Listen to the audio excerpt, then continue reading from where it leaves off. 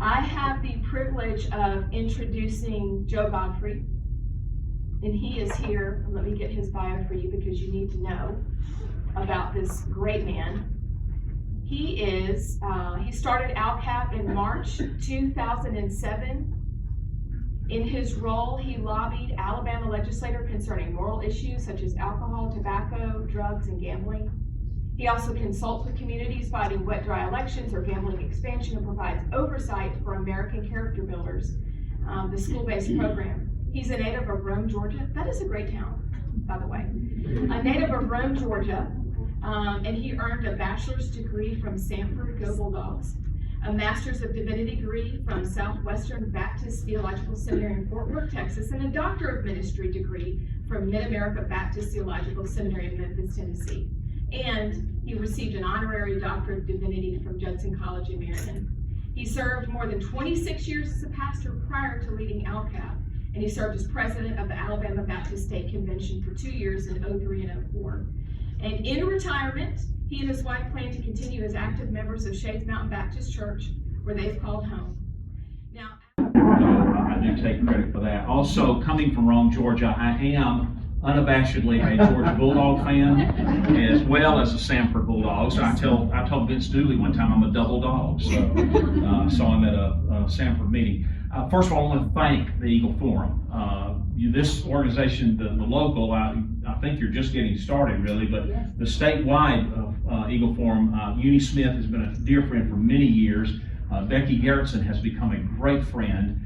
And we work very closely together on all these issues at the State House, and it's been great having Becky down there to help us. And now her husband Eric has been employed. There's a kind of a coalition of conservative groups led by Eric Johnston, our legal advisor, and Eric has actually employed Eric Gerritsen. Eric Johnston has employed Eric Gerritsen to lobby on the VCAP and some of these other bills, the gambling bills and so forth, along with us.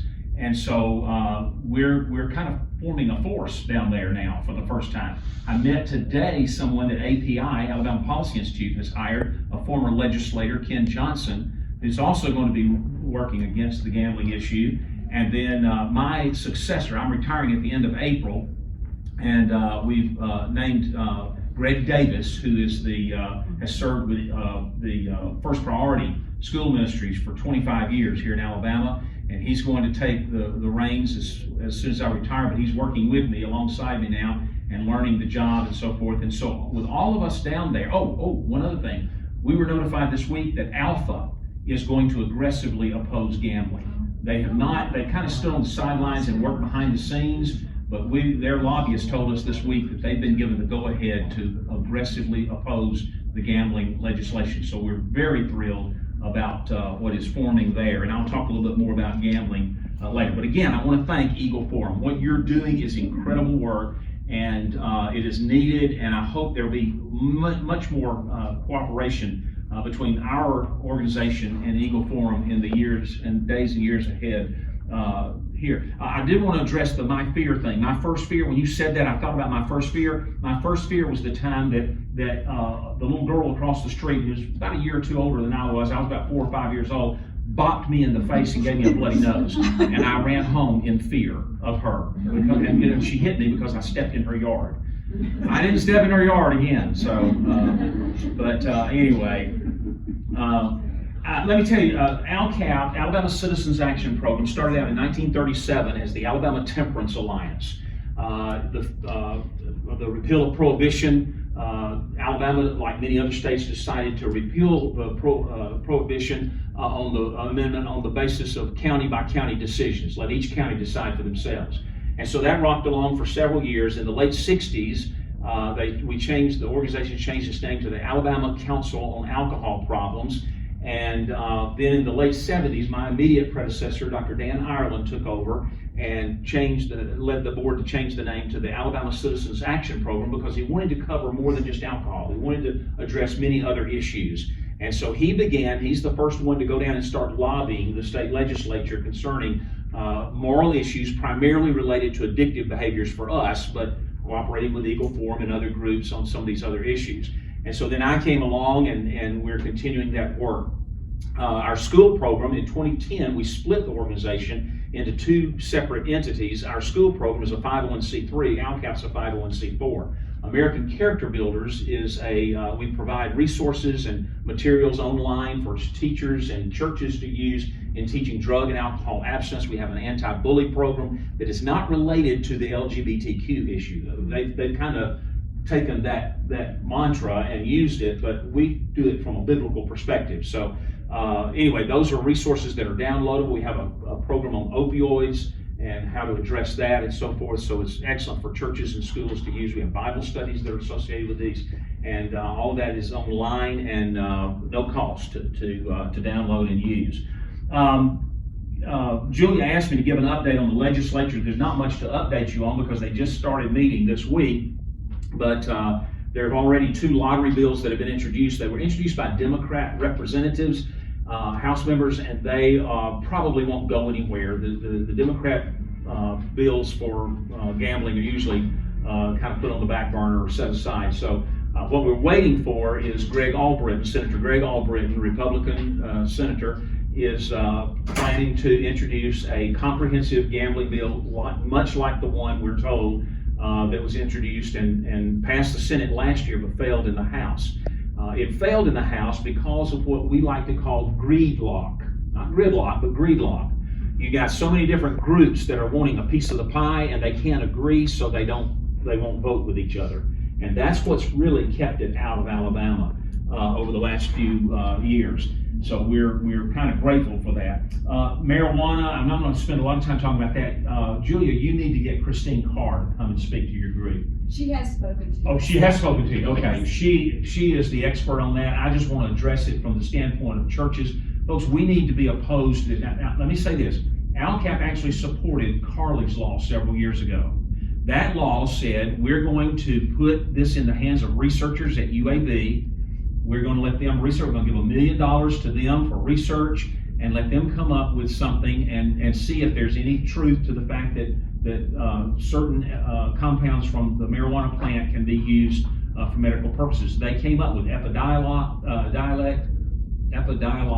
and some other drugs, 2 or 3 other drugs, and they're FDA approved. You can go to a pharmacy and get them prescribed to you, and they do have some benefit. It's been found to children with epileptic seizures to help reduce the number of seizures. We're all for that. That's the way to go about it. You do it through the FDA, you do it through research, and you come up with a dosage that people can measure and know what's going on. But what this law that passed last year does is it simply says that we've got all these lists of things that are unproven. There's no evidence to support it. It's just anecdotal stories as to, oh, well, marijuana helped me with this or it helped me with that. And they've given this long list. A doctor cannot prescribe it. He can recommend it, or she can recommend it, but they cannot prescribe it. So then, instead of going to a pharmacy to get a prescription filled, you go to a dispensary and they will dispense it. And the person working behind the desk at the dispensary may have been working at Walmart the week before. They know nothing about drugs and interactions and all these different things. And so it is absolutely a disaster what has happened here. Oklahoma passed a similar bill a couple of years ago, and now we're told that there are more dispensaries in Oklahoma than there are churches. The dispensaries, the pot shops, actually outnumber the churches in Oklahoma. So, folks, that's where we're headed with this in Alabama.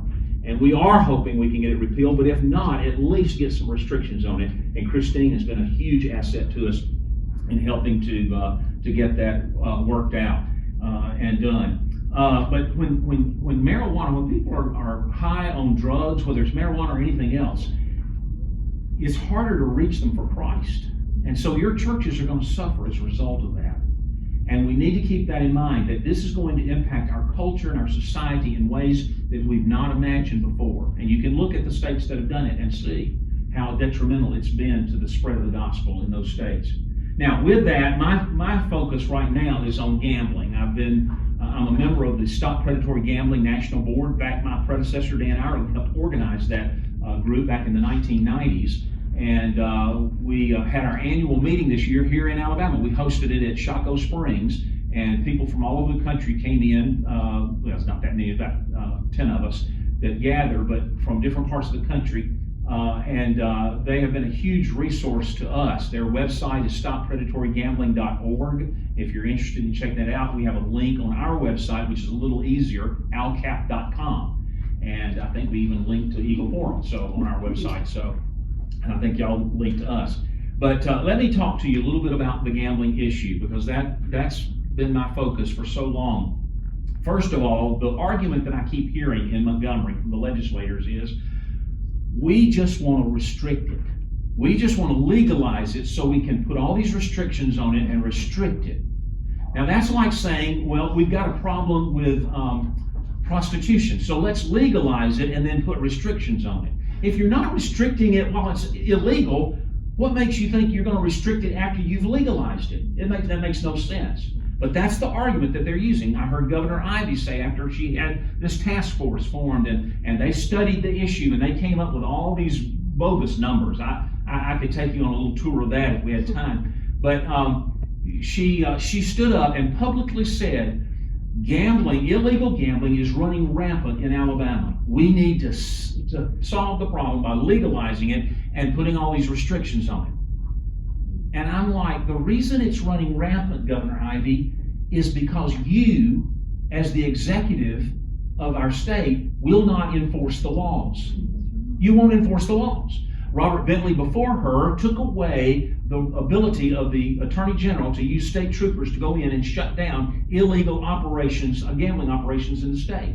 So when Kay Ivey came in, she did not reinstate that. She kept that policy in place. So Steve Marshall said, I'm ready to send state troopers in. Where the district attorney or the sheriff won't shut them down, I'm ready to send them in. But I don't have access to the state troopers. The governor won't give me that access. So she has no one to blame but herself for illegal gambling running rampant. The other thing I would say about that is, you name me one place in America where legalized gambling has done away with illegal gambling. It doesn't. It doesn't work. It didn't stop illegal gambling. It still goes on. So legalizing it is not the solution. All they're wanting is to tap into some of the money. That's the whole purpose behind it. And so that's one of the arguments that they're using, though. Another argument they're using is let the people vote. Since I've been going to Montgomery in 2007, I started working with the ALCAP with Dr. Ireland, and the argument back then was from the Democrat House members and senators. They would say, well, I'm not for gambling, but I believe we ought to let the people vote. And now, after the Republicans have taken over both houses, in fact, in 2010, after the election, and the Republicans took over the House and Senate, they gave a supermajority in both. Mike Hubbard called me into his office. He says, I make this promise to you, as long as I'm Speaker of the House, no pro-gambling bills will come out of committee and come to the floor. And they changed the rules of the House so that if a bill did not come out of committee, it couldn't come up on the floor. He said, that's our way of locking them out. For 4 years, he kept his promise. In 2014, we had another election cycle. After that election cycle, he came to me and he said, look, I told you this, and I'm going to do everything I can to keep my promise. But we've got a new wave of Republicans that have come in that are pushing for gambling. And I don't know how long I can hold it off. And then it wasn't long before he was ousted from office. And Mac McCutcheon, a lay preacher in his denomination up in the Huntsville area, and a former law enforcement officer, would not make that commitment to me. And now gambling bills are coming out like crazy. Of course, the Senate is getting the people we used to count on to oppose gambling, like Jabbo Wagner and Greg Reed and some of those folks. They're the ones helping to drive this now. They're the ones that are encouraging it and saying we need to vote for this. So, folks, to be honest with you, I'm disgusted with what's going on with Republican leadership in the House and Senate in Montgomery and with our Republican governor. This ought not to be happening. We ought not to have to be dealing with gambling. But they use this argument that we want to let the people vote. We want to let the people vote. Let me explain to you what they're really saying. The pro-gambling forces that are behind all this, that are putting money into these campaigns and are driving this train, that are putting all the ads that we're seeing on TV right now, They are saying, let us buy the people's vote. It's not let the people vote, it's let us buy the people's vote. Because they're going to have all the money. They're going to put millions of dollars into a campaign. If it goes to the people for a vote, if it passes the legislature and goes to the governor doesn't sign it, I don't know why she's involved in this. She can't sign it, it's a constitutional amendment. So it goes directly from the legislature to the people on the ballot for them to vote on. And so if it goes to the people for a vote, you think the TV ads we're seeing right now, call your state house member and state senator and tell them we want to vote on gambling? Every night, 3 or 4 times during the local news broadcast, those ads are running, along with the Porch Creek Indian ads, which are touting how great they are and how the state of Alabama couldn't get along without them. And all that's being paid for by the casino money that they're raising from deceiving people. But anyway, you think that's a lot, you're going to be inundated with direct mail pieces, email, social media ads, as well as more TV ads than you can imagine, telling you how great gambling is and how the people of Alabama are losing all this money and they need to vote for gambling. Those of us who are opposed to it and know the facts, we're not going to have any money to do this with. We've got groups like this and we got churches, but we don't have the money to put on the slick ads and do the direct mail pieces and all those things that are done. So it's not a level playing field. And this is what I told the House Committee, Tourism Committee last year when they were addressing the gambling bill that came down from the Senate. I said, look, it's not a level playing field. I said, we can't compete with the money that's going to be backing a campaign in trying to convince people that gambling is good for Alabama, and we know it's not. But see, that's the argument that they're using, and they're saying we want to let the people vote because they know they can deceive people into voting for gambling. Let me talk a little bit about the economic results of gambling. I had a House member that called me into his office in 2016. There was a gambling bill that was coming up, and he says, look, I'll tell you who it was. It's David Faulkner, represents Mountain Brook. He said, I'm not for gambling. But he said, my people are willing to vote on this thing. And I said, David, next time they tell you that, you remind them, you ask them, what is it you really want to vote for? You want to vote so you don't have to drive over to Georgia to buy an occasional lottery ticket?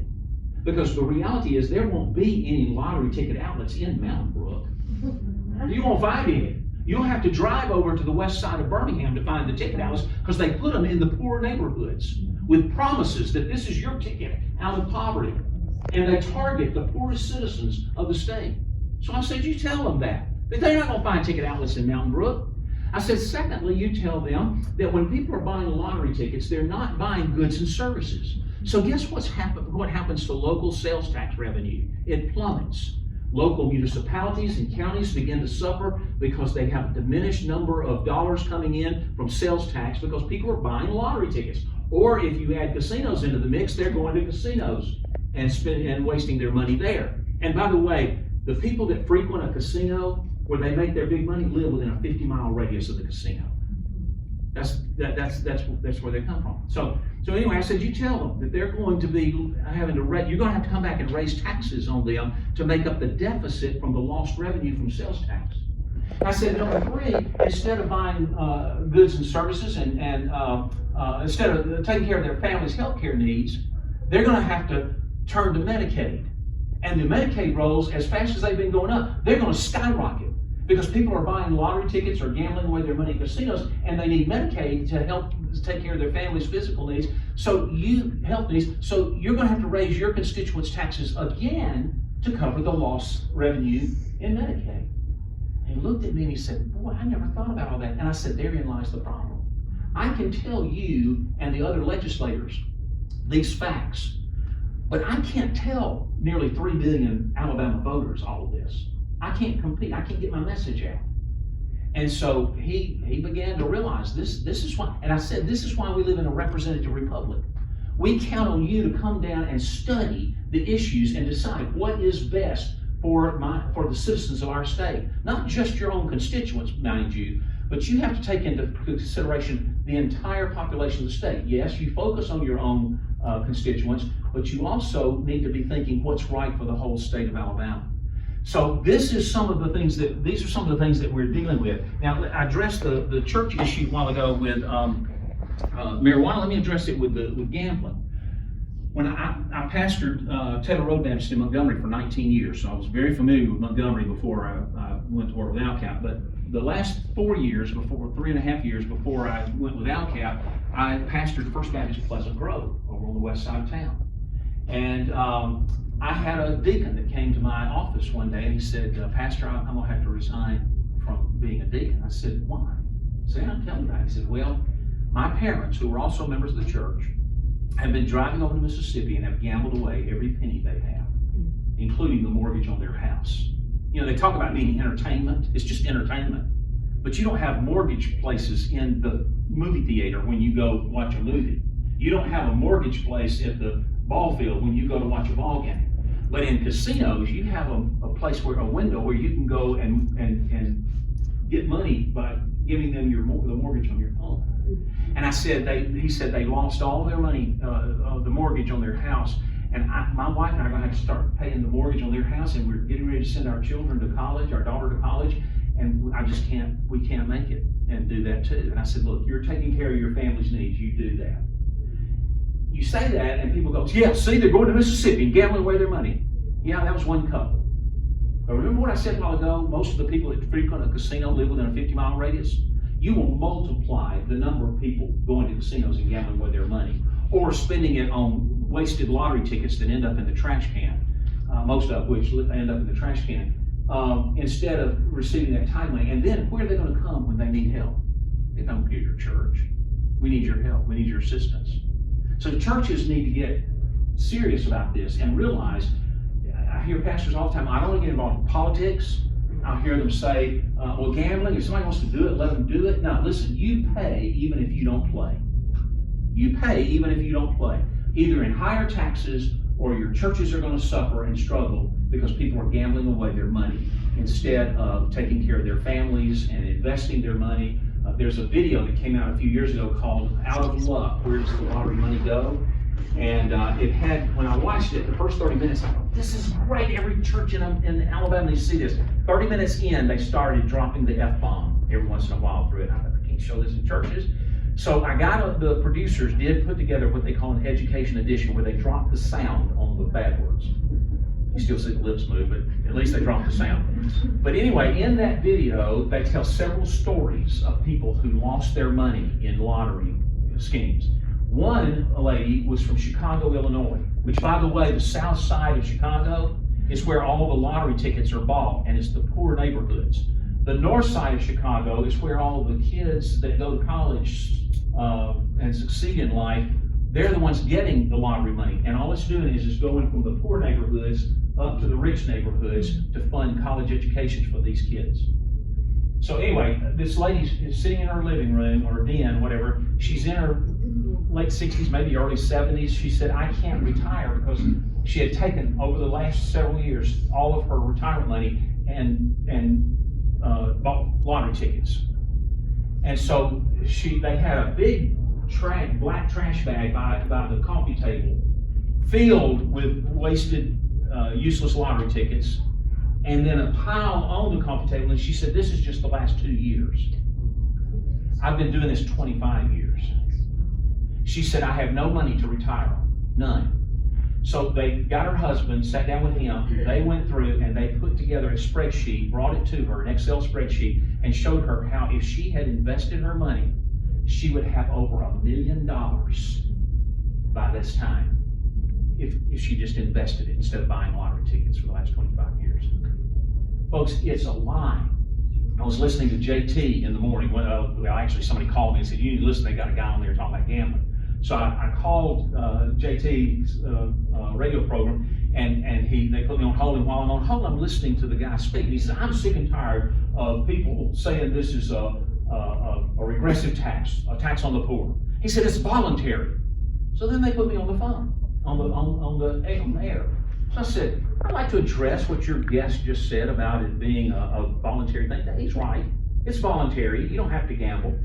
But it's all based on deception. You're promising this person that they've got a great chance of winning the big jackpot, when you know full well that they are going to lose. very few people ever win. The statistics are incredible. The chances are incredibly small for you to win the jackpot. And so it's all based on deception and lies. And what you're doing is you're putting government in cahoots with gambling bosses and lottery management companies to deceive their own citizens into buying mostly worthless lottery tickets on the false hope that they're going to win the big jackpot. Well, thank you very much. Goodbye. But see, it's all based on deceit. It's all a lie. It's all false. It's the biggest consumer fraud scheme in America today. We put people like Bernie Madoff and folks like that in jail for their schemes. This is worse. This is a false advertising and consumer fraud issue. And we need to be addressing it like that because it is destroying other states. You doubt me? And you talk about raising the taxes. You doubt me on this. There are 3 states I always mention: New Jersey, Illinois, and California. Those 3 states have all kinds of gambling. And by the way, it's not just a lottery.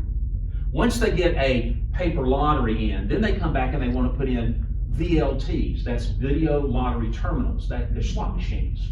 And they put them in every convenience store.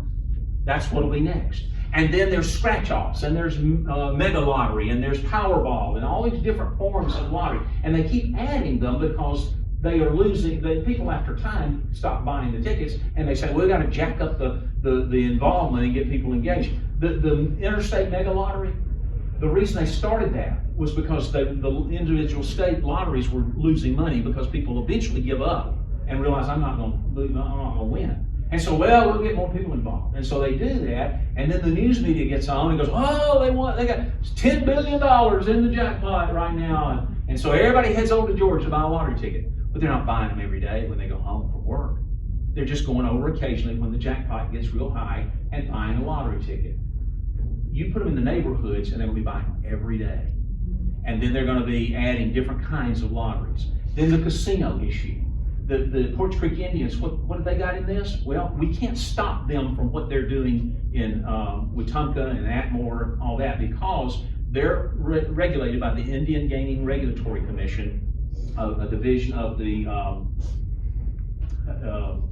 Interior, the Department of Interior. And so they have ruled that the bingo machines that our state Supreme Court ruled illegal as illegal slot machines, they say, no, it's playing the game of bingo, so it's legal. And so they can keep doing it, and there's not anything we can do to stop it. But they don't have any form of gambling other than that we haven't legalized in Alabama. You remove the restriction on gambling from our Constitution, and they will then be able to have table games, roulette wheels, blackjack tables, and all of that. And so you're going to see them, and then they also can demand a compact be signed. And that compact, they've already said, I mean, this came out. I talked to one of their lobbyists last year. They are already, the plan is they want to build a casino in northeast Alabama that will draw from Huntsville, Chattanooga, Birmingham, and northwest Georgia. And that's where they're headed. That's what the goal is, to get a casino right there. Now, what I started to say about Illinois, New Jersey, and Kentucky, they have all these different forms of, not Kentucky, California, they have all these different forms of gambling, but all 3 states have some of the highest taxes in America. If gambling is so good for the economy, they should have the lowest taxes in America. In fact, I believe it was New Jersey that said back in the late 60s, if the people of New Jersey will vote to legalize a lottery, a state-sponsored lottery, we will not have to have income tax in New Jersey. We will be able to do away with income tax and sales tax and everything else. Gambling is going to take care of all of it. Well, today they got the highest taxes, one of the highest taxes in America. But you don't have to go to those states to see that works that way. You can look right down the road here. The Birmingham racetrack, how many of you were around when the people of Birmingham voted to build the Birmingham racetrack? And what were they promised? The Birmingham City Schools will never want for money again. Are the Birmingham City Schools just waiting in high levels of income, dollars? No, they're constantly broke, aren't they? Constantly looking for money, trying to find revenue. As far as I know, the racetrack never gave them a penny. If they did, it wasn't much. And so the fact is, it's all based on lies and deception, smoke and mirrors. They are not producing goods and services. They are simply taking money out of the pockets of their own citizens. And the 700, I mentioned this a moment ago, the $700 million, that ad that ran back here in special session, that said Alabamians are losing $700 million a year to other states. That is an absolute lie. The governor's task force said, if we legalize a state-sponsored lottery and casino gambling, we could see $700 million in revenue. I don't believe that, because to do that, in fact, Brandon Mosley, who works for 1819 now, ran the numbers for me. Let's go, Brandon. That's right. Brandon ran the numbers for me. He wrote me and he said, look, for that kind, $700 million to come into the state coffers, it would mean, I think it was like one or two, there might have been $2 billion in sales would have to be generated. In gambling money would have to be generated. He said, for that to happen, if you take the average, he took the average income of the households in Alabama, he divided it all up, but anyway, it came out to something like, and by the way, he based it on if half the people in Alabama gamble. Well, the Stop Predatory Gambling Organization, I mentioned this to Les Bernal, who has set up, he said nationwide, it's not half, it's only a third of the population gambles, only a third. So Brandon was basically on if half the population of Alabama gambled, each person, man, woman, and child, half the population of Alabama would have to gamble somewhere around $3,000 a year out of an average household income of 40-something, 50-something thousand dollars a year. I think it's 52,000 or something like that a year. Nobody's going to do that. They're not going to see that kind of revenue coming in. That's all bogus numbers. It's a lie. It's not real. But it wasn't, the task force didn't say that we were losing that money. They just said that's the amount that could be generated. But the ad that ran, this is what we're losing to other states, right? So see, it's all deception. It's all based on lies and all that. So one other thing about gambling, and then I'm going to end this part of it, end with this. Except one other thing I want to share with you. But as far as the gambling, corruption. I didn't touch on corruption. Earl Reynolds and David P. Mustard did a study back in the 90s of the corruption, and they said that within 5 years of a casino coming to an area, the crime rates skyrocketed in every area. So people said, well, it's because more people are coming to the casinos, and so you have a higher population. So they took Branson, Missouri, which has no casinos. That community voted years ago not to allow gambling, not to allow casinos. They took Branson, Missouri, and Orlando, Florida. What's in Orlando, Florida? Disney World, right? And they took the per 100,000 population in those areas and compared it to the counties that had compared to Las Vegas. They compared that to Las Vegas. And what they found was that in Orlando, Florida, per 100,000 people, the crime rate went up. I'm trying to remember, I didn't look these numbers up before I came tonight, so I apologize if I can look it up later. But I think it was like 200, 300% higher in Las Vegas than in Orlando, Florida, per 100,000 population. They compared it to Branson, Missouri, and I do remember this figure, it was 1,200% higher in Las Vegas than in Branson, Missouri. So it's not because people are coming in, it's because crime follows gambling. And then the corruption aspect, I only need to mention to you a man named Larry Langford to remind all of you in this room that corruption is a real part of gambling. How does a man make tens of thousands of dollars on one machine in one place, one casino, unless somebody's adjusting machines? And that's what you're going to start seeing. We're already seeing it, folks. The gambling crowd, bosses are putting hundreds of thousands of dollars into the campaigns of our legislators, our governor, and others. And so we need to pay attention to where people are getting their campaign money, because they're the ones that are being voted, and they're being what's the word I'm looking for? Yeah, whatever. They're going to be committed to them. And I'll give you an example of that. I was, one year back, I think it was 2010, was a big gambling bill, and I sat down with a House member from down in South Alabama.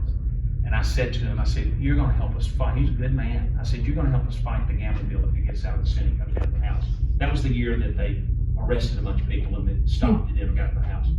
He said, I don't know, preacher. He said, Milton McGregor, who at that time owned the Victory Land and all that, he said, Milton McGregor paid $10,000 toward my campaign debt. I'm going to have to go with him. Now, you know, I could have been really ugly. If I'd been wired, I could have had him arrested, because that's called bribery. That's illegal activity. But that's exactly what he said to me, was that his campaign debt had been paid off, $10,000 campaign debt had been paid off, so he's going to have to vote for Milton McGregor's bill. Now, folks, that's what we're addressing. That's what we're dealing with. That's why we don't want to see this happen in our state. I saw an article a couple of weeks ago, or last week, I think it was, that said that Alabama ranked, and some of you with 18-19 may know the actual figure, but something, I think we were 6th in the nation as far as people moving here, moving into the state. Why are they moving here? Why are they wanting to be in Alabama? Because they messed up their state. Because they messed up their states and they want to come do the same thing here, I'm afraid, because they don't see the correlation. We need to vet them. They think we need to go to Alabama. It's a great place to be, and they don't have as high taxes as we have. But then they get here and they go, oh man, we can't buy a lottery ticket. We need to get this passed. This is crazy. These people are backwoods rednecks. We need to take care of this. My point is that we've got to address this. We've got to stand up and we've got to show people, as Julia mentioned or Amy Beth, somebody mentioned, we've got to make people aware of what the truth is on this. And that's why I'm counting on you. We need your help in getting this message out. You can find information on our website. I've got this is the last thing I was going to share with you. First of all, let me share with you, this brochure tells about ALCAP and our school program, American Character Builders. And I've got that on the table over here. Greg Davis that's following me, some of you may already be familiar with him. He has a radio program called Priority Talk every afternoon on WXJC 101.1 FM. Covers all of North Alabama from about Prattville all the way to the Tennessee line and all the way across from Mississippi to Georgia. It's 2 hours long from 3 to 5 every afternoon. He did it as a part of First Priority, but he's now doing it as a part of the ALCAP ministry. We're calling it that. He interviews politicians, he interviews other people. He had Christine Carr on recently. And so he is helping us in ways that I was never able to make an impact. But we've got a little thing here about his radio program and the times and channel and that sort of thing back there. This little brochure right here, Gambling, Lies versus Facts, is a little bit dated. If you want to get more updated information, go to alcap.com or you can go to stoppredatorygambling.org, and their link is on our website as well. And one last thing I want to share with you. I brought this little brochure. This is called The Forgotten Command. Back before COVID hit, I had started praying about and thinking about how so many pastors in churches do not want to get involved in politics today, and how it breaks my heart. It's very hard for me to deal with because I'm dependent on pastors in churches to be involved and engaged. And so I started, God laid on my heart that I need to put together a series of messages about this issue. And I started from the standpoint that we talk about the great commandments, to love God and to love others, worship, ministry. We talk about the Great Commission. We're energized by the Great Commission to make disciples of all people groups. But the forgotten command is what I like to call the Great Calling. Found in Matthew chapter 5, verses 13 through 16, where Jesus said, you are the salt and the light of the world. We are to be making a difference in our culture. So based on that, I put together a series of messages, and in fact there's 6 of them total. But the first 3, in the first one I talk about the Great Commandments, and I give 4 images of a loveless society and what God's Word says we need to do about it. Then I talk about the Great Commission, and I talk about the 4 obstacles to fulfilling the Great Commission and what God's Word says we need to do about it. Then I talk about the great calling, or the forgotten command, to be salt and light. And I talk about the nature of salt and the purposes of salt, the nature of light, the purposes of light. And then I bring it all together, and I share how, in fact, I got this from my Sunday school teacher at Shakes Mountain, who's a vice president at Stanford University. He pointed this out. I was sitting there listening, and I've been working on this series, and when he said it, I went, that's the connecting link. That's what I've been looking for. He said, one thing that salt and light have in common, it's both, you can count it a part of their nature, you can count it a part of their purposes, but both salt and light are irritants. And that's what we're to be. Why do, churches out here, pastors say all the time, well, all people know us for is what we're against. Well, why do you think that is? Could it be because we're to be counterculture? That we're to be in opposition to the culture, the world, the satanic forces around us? Absolutely. So then I go from that into, I've got 3 other messages where I talk about Daniel and Daniel's 3 friends, Shadrach, Meshach, and Abednego. I've got one message where I focus on the city on a hill, and I quote Ronald Reagan, where he talked about in the 1980 campaign being a city on the hill. He wanted America to be seen that way, and some of those things. And then when I talk about Shadrach, Meshach, and Abednego, I talk about what it would be like to live in a country or a culture where we don't have the freedoms that we currently have, and that we've got to stand up regardless. So anyway, there are 6 messages. Now last year during COVID, when we couldn't get out and do anything, I couldn't go to churches and preach and do this presentation, I decided to put it all on video. And so you can go to our website, ALCAP.com. You can go to the page up at the top, along the top menu, it says the Forgotten Command. You can click on that. You can look. There's an introductory material there. There is a 4-minute introductory video that just kind of lays out the series. Then there are 6 30-minute sessions. Each session is 20 to 30 minutes in length. The longest one is 29 minutes and 59 seconds, so right at 30 minutes. The shortest one is just a little over 20 minutes long. You can show the video each week. You can do it on Wednesday nights. You can do it on a weekend retreat. You can do it in a Eagle Forum meeting. But you can show the video, and then there is a discussion guide that goes with each one. And so you can go through the questions and get discussions from your church members, or Sunday school class members, or discipleship training class members, or whatever. And you can have discussion over what you just watched on the video. And then on one of them, when I talk about the Forgotten Command, Salt and Light, I have a list of how to put together a Salt and Light ministry team in your church and get people engaged in your church. And one of the things that excites me about what Eagle Forum is doing, and Greg and I talked to Becky about this, is we would like to connect with the different groups around the state, Eagle Forum groups, and be able to have joint sharing of information and that sort of thing. And because we've talked about, I talked to Greg, I said, it's hard to get pastors to do this. A lot of them are too busy, I understand that. But Greg said, the first priority of what we did is we got individuals in the church, just lay people, that were committed to it. And then we got to talk about, well, what we need to do maybe is focus on, we need one person that all they focus on is the alcohol issue.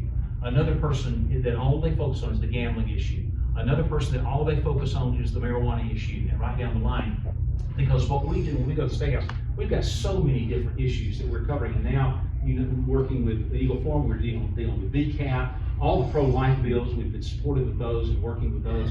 So all those things we are a part of, but our focus is addictive behavior. So if we can find people in each church or in each county at least, and you might be the way for us to get started with that because you've already organized. And if we can tie into that somehow, it would be a huge help to our organization as well.